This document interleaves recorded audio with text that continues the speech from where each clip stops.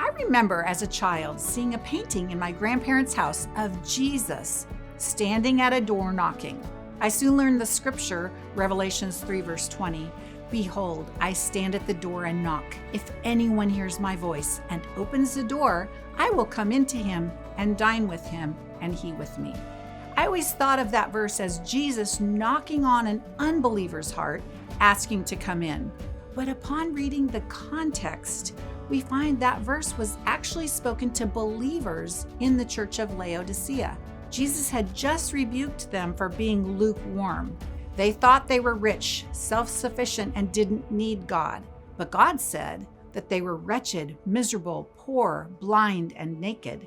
Then he encouraged them to turn to him as their Lord and allow him to open their eyes so that they could see clearly.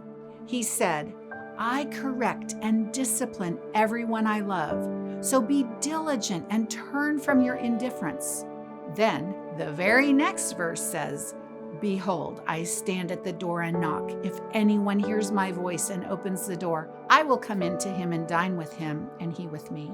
So this verse is spoken to believers who had lost their zeal and love for God and thought they didn't need him. But he invites them to come to him as their Lord and allow him to open their eyes to see the true condition of their hearts and to realize their deep need for God. Then he invites them to open the door of their hearts to him and have sweet fellowship with him.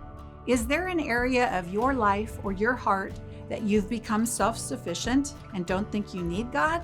Have you become lukewarm, having lost your passion for Jesus? If so, Jesus is standing at the door of your heart knocking. If you hear him and open the door of your heart and life to him, he will come in and have an intimate relationship with you. I pray this scripture daily. Search me, O God, and know my heart. Test me and know my anxious thoughts. Point out anything in me that offends you and lead me along the path of everlasting life. Let's make a practice of daily examining our hearts, actions, and behaviors to see if there's any area of our lives that we need to open the door to Jesus, allowing him to come in so that we can have a deep, intimate fellowship with him.